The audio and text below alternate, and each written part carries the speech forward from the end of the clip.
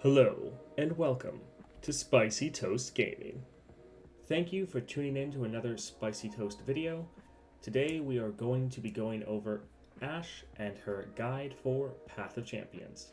If you enjoy this sort of video, please like and subscribe, and let's get into it. So starting off with a general overview, just so you can know if this is a champion that's right for you, if this is someone you want to invest your time and shards into, we'll be going over general playstyle of the deck, as well as its strengths and weaknesses. So first we have Frostbite. Frostbite is the main theme the deck is built around. Frostbite effects reduce an enemy's attack to 0 for the round, giving you a bonus or advantage for that round. Next we have Control. It is a much slower control-focused deck, similar to Yasuo, but instead of stuns, you're using Frostbite to control the enemy. Now, it is a much slower deck, so if you're looking for a high-tempo deck where you're winning in the first couple rounds, this is definitely not that. So if that's something you're looking for, I'd definitely go to a different deck. Next, we have Removal. You have a lot of challenger units and different ways to grab those frostbitten units and get rid of them each round. So if you like systematically taking apart the enemy board, this could be the deck for you. Items. So much like Diana, Ashe is able to get a Hextech Fabricator, rank 2, on one of the main cards you use. So you're able to generate a lot of items onto your strongest card, and that can give you a fun random playstyle.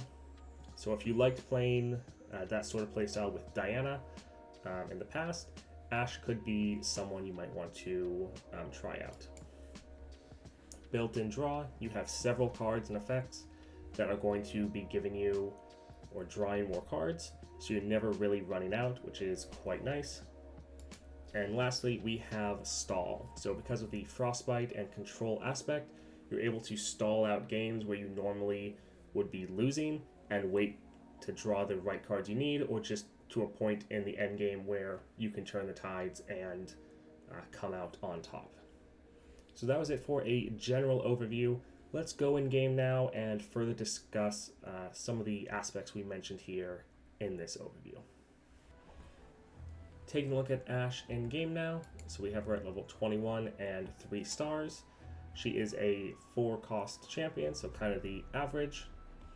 She's a 5/3, attack, Frostbite the strongest enemy, and then her level up is you reduce the power of 4+ enemies to 0. When I level up, create a crystal arrow on the top card.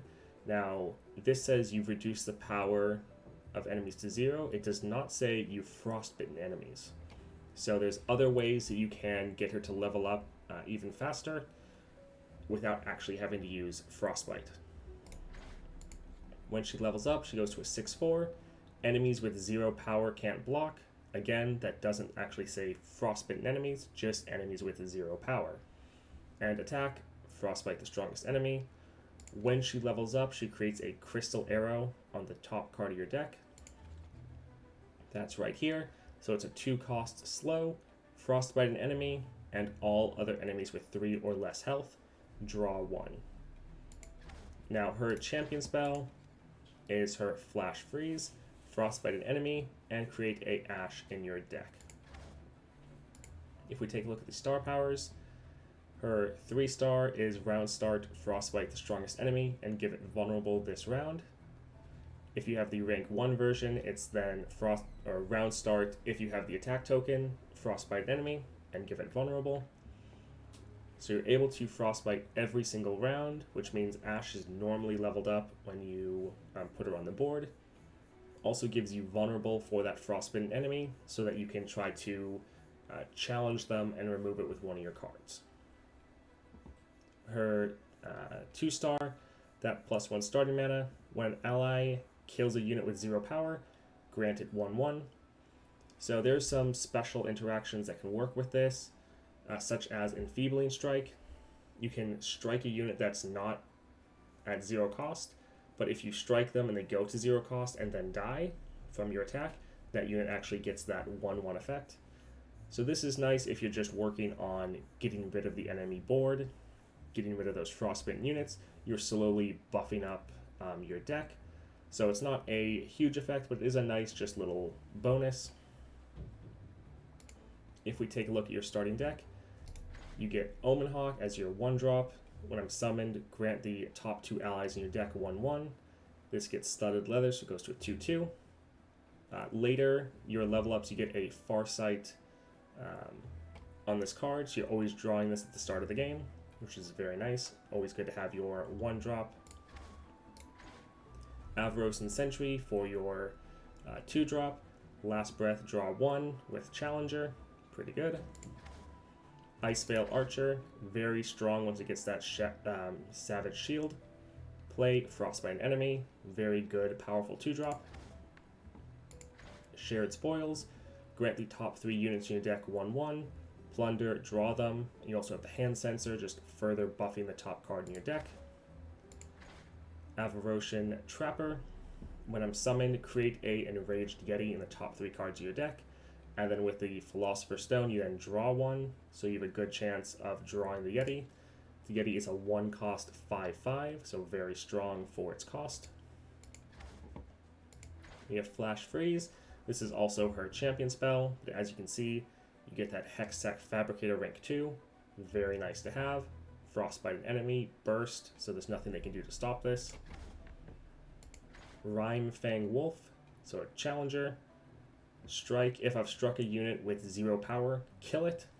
So it has a fairly weak attack, but that doesn't really matter. You can get this on the board and have it one-shot very powerful units as long as they have 0 power. So very nice.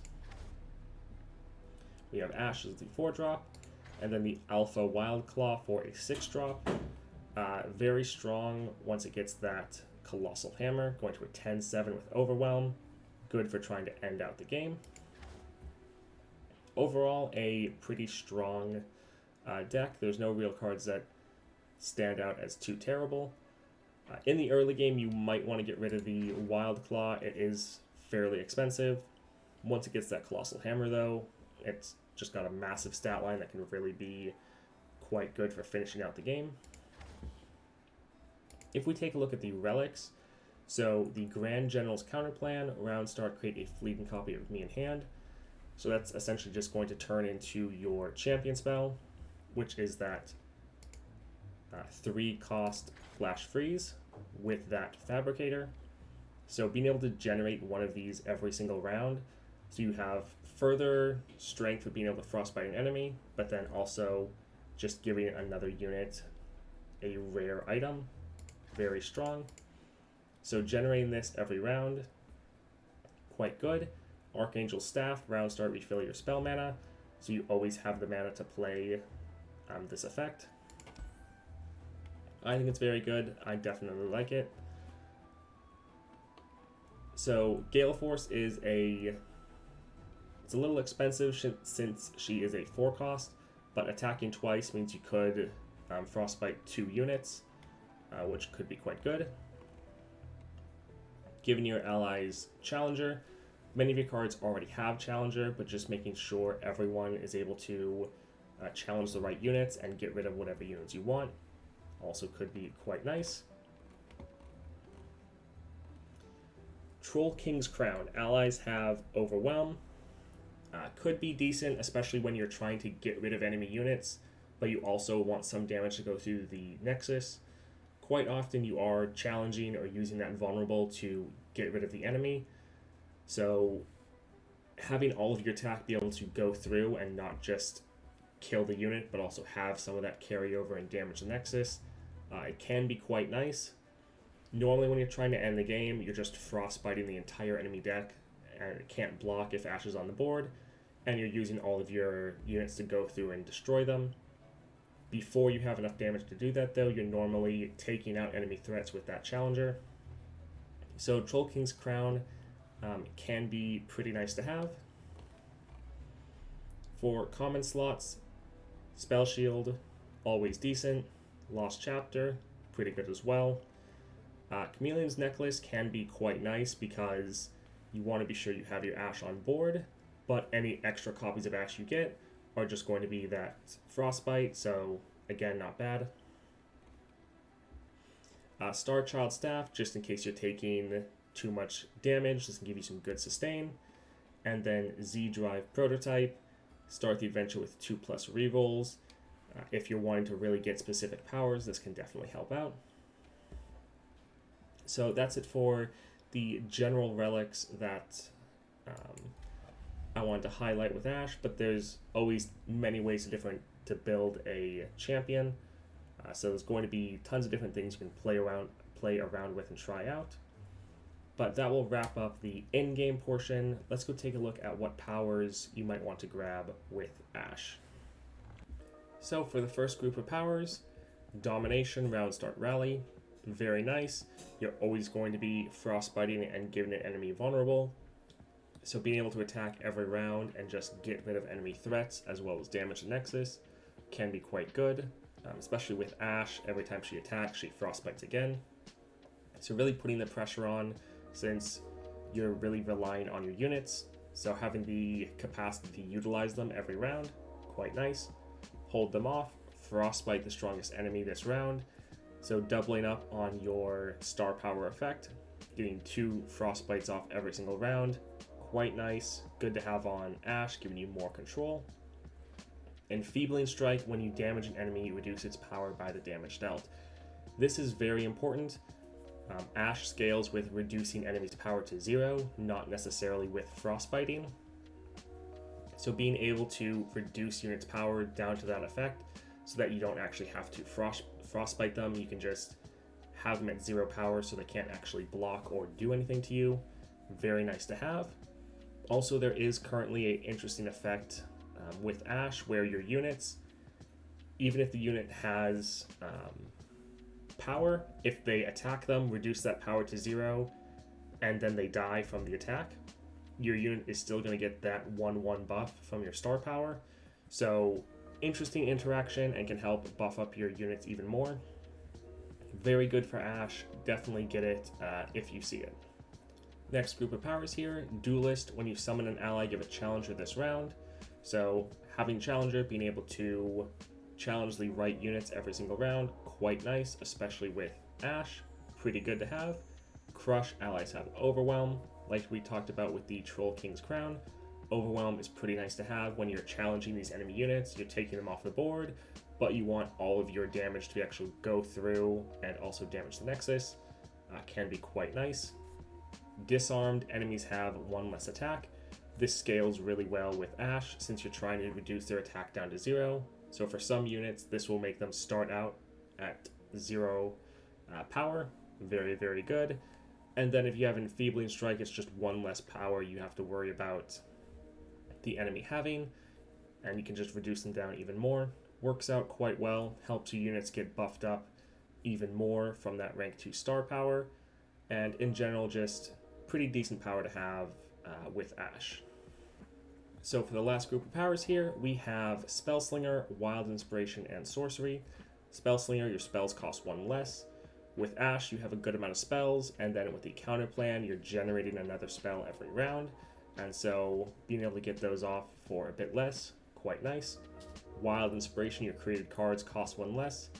This is only good if you are using the Grand General's counter plan, but that does feel like the best relic for Ashe, so you will probably be using it. Your created cards cost 1 less. That'll be that Frostbite you're generating every round with Ashe. Just making that cost 1 less, quite nice to have. And then Sorcery, round start, refill your spell mana. So if you're using Archangel Staff with Ashe, this is a bit less important, but still can be nice for those first couple rounds that Ashe isn't on the board.